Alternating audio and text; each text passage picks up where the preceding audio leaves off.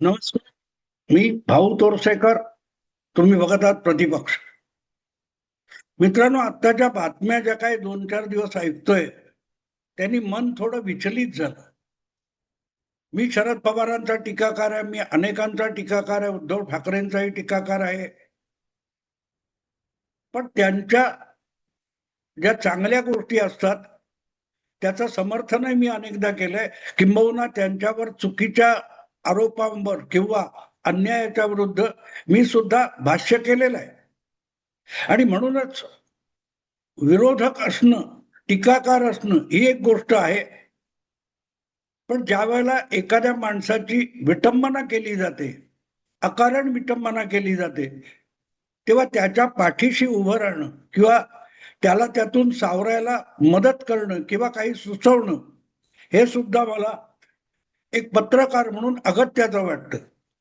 आणि म्हणून आजचा विषय मी जो करतोय, तो आजच्या राजकीय घडामोडींमध्ये शरद पवार यांच्यासारख्या 6 दशक राजकारण केलेल्या एका दिग्गजाची जी माध्यमातून विटंबना चालू आहे, त्याच्या विरुद्ध आवाज उठवण्यासाठी मी आजचा व्हिडिओ करतोय. आणि ती विटंबना अशी आहे की शरद पवारांना आता काहीही करून परत एकदा एप्रिल महिन्यामध्ये राज्यसभेवर निवडून जायचं आहे. आणि ती राज्यसभेवर जाण्यासाठी त्यांची धडपड चालू आहे, अशा स्वरूपाच्या बातम्या ज्या येत आहेत.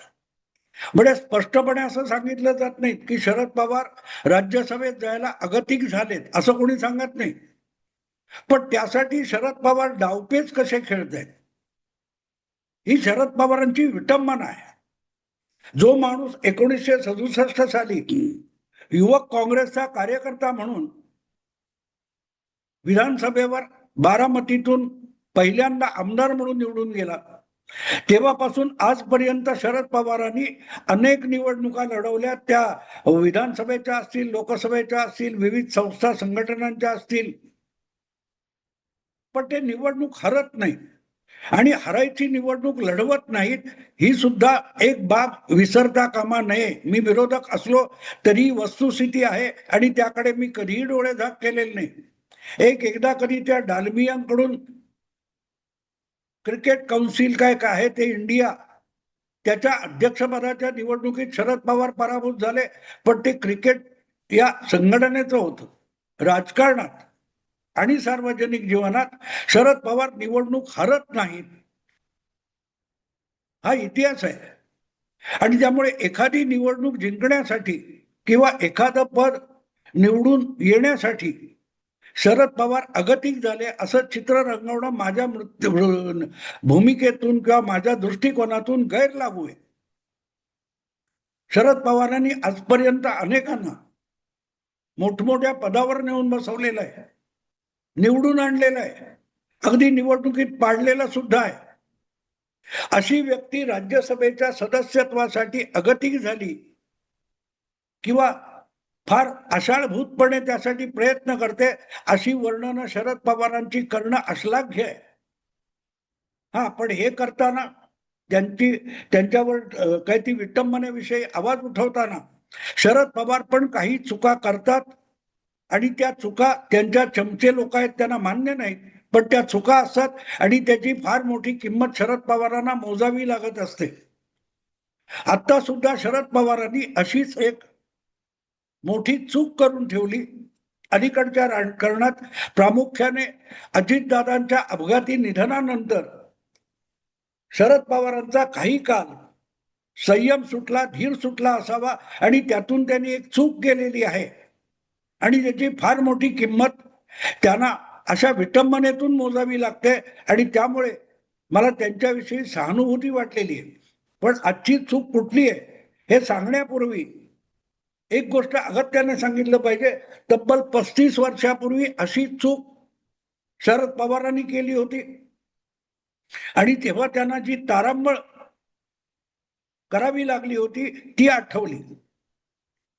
कधी कधी काय होतं, उत्साहाच्या भरामध्ये, फुशारक्या मारण्याच्या नादामध्ये किंवा लोकांनी हरभऱ्याच्या झाडावर चढवलं की माणूस भरकटत जातो. पण शरद पवारांसारखा माणूस सहसा भरकटत नाही. पण स्तुती कोणाला आवडत नाही. पवारही माणूस आहेत, त्यामुळे तेही काही वेळेला भरकटले असतील तर नवल नाही. मला आठवतं 1990च्या दशकामध्ये शरद पवार हे काँग्रेसचे मुख्यमंत्री होते.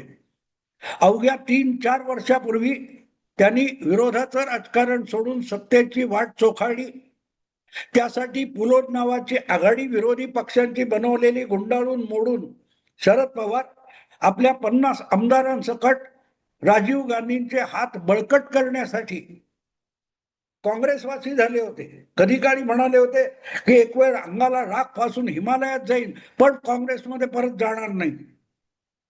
पण तेच शरद पवार 1985च्या निवडणुकीत पुलोदतर्फे दुसऱ्यांदा निवडणूक लढवून काँग्रेस विरोधी स्वतःचं सरकार उभं करण्यासाठी निघाले. त्यात पराभव झाला. तेव्हा वर्षभरामध्ये 1 वर्ष विरोधी नेतेपद भूषवल्यावर शरद पवारांनी विरोधी राजकारणाचा गाशा गुंडाळला आणि ऑक्टोबर 1986 ते काँग्रेसवासी झाले. पण शरद पवारांची खासियत असते की ते घेतली तर यशस्वी माघार घेत असतात. आणि त्यामुळे आपण काँग्रेसमध्ये जातोय ते राजीव गांधींचे हात बळकट करण्याची गरज आहे म्हणूनच जातोय, अशा प्रकारचा तडका त्यांनी आपल्या काँग्रेस प्रवेशाला लावलेला होता.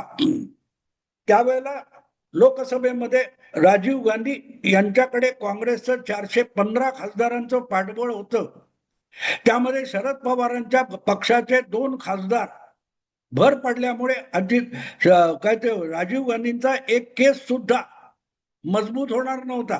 पण शरद पवारांची स्टाईल आहे, ते आपल्या कुठल्याही मतलबी कारवाईला तडका देतात आणि त्यामुळे ते 86च्या ऑक्टोबरमध्ये मुख्यमंत्री झाले. काय ते काँग्रेसमध्ये गेले आणि 1.5 वर्षात शंकरराव चव्हाणांच्या जागी शरद पवारांची वर्णी लागली.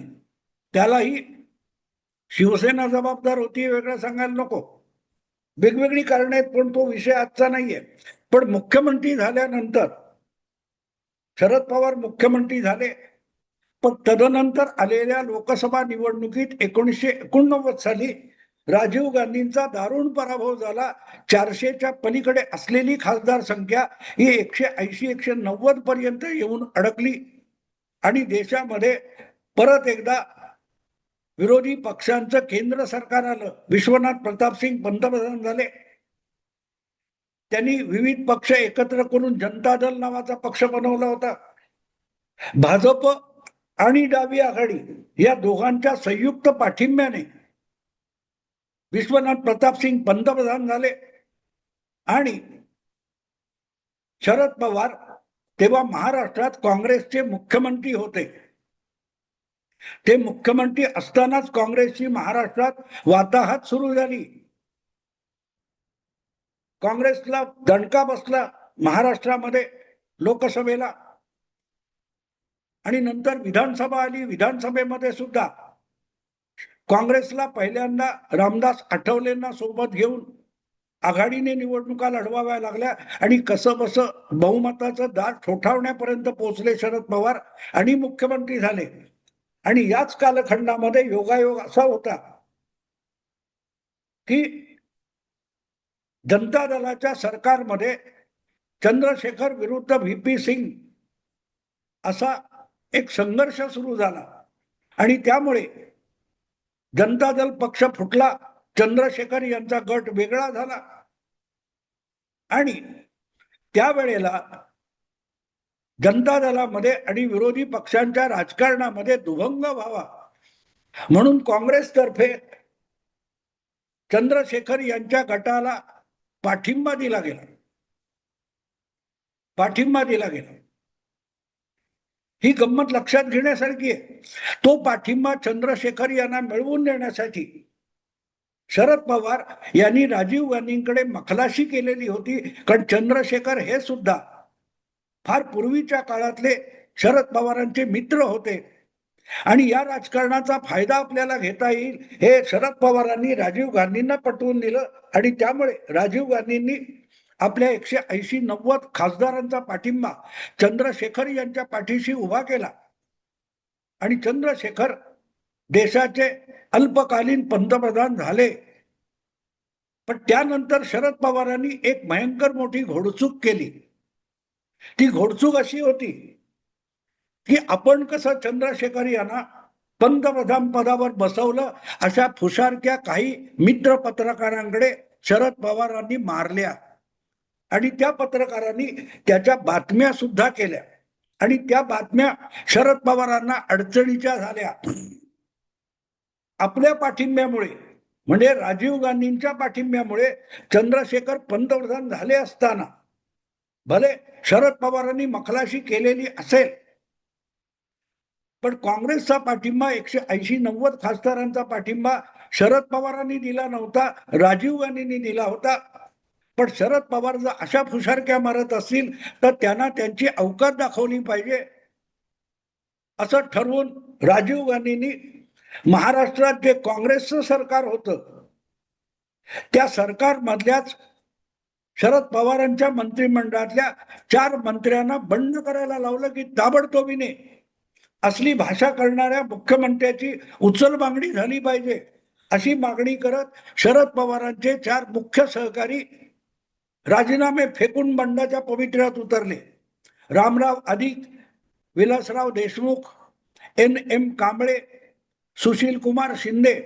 मला वाटतं आता एकच त्यातले सुशील कुमार शिंदे हयात आहेत आणि त्यांनी मागणी केली की कुठल्याही परिस्थितीत शरद पवार हे महाराष्ट्राचे मुख्यमंत्री असता कामा नये आणि हा जो महाराष्ट्राच्या राजकारणात अकारण पेच प्रसंग निर्माण झाला त्याला शरद पवारांची फुशारक्या मारणारी भाषा कारणीभूत झाली होती. गरज नव्हती.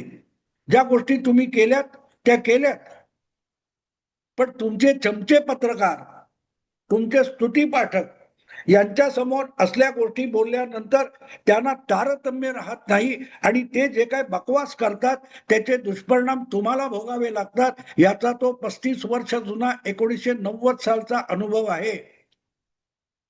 90-91 अखेरीस ज्यांनी चंद्रशेखर यांना पंतप्रधान बनवलं होतं त्या शरद पवारांना धावत दिल्लीला जाऊन राजीव गांधी यांचे पाय धरावे लागले होते मुख्यमंत्री पद वाचवण्यासाठी. मग राजीव गांधी जे विरोधी नेता होते लोकसभेत आणि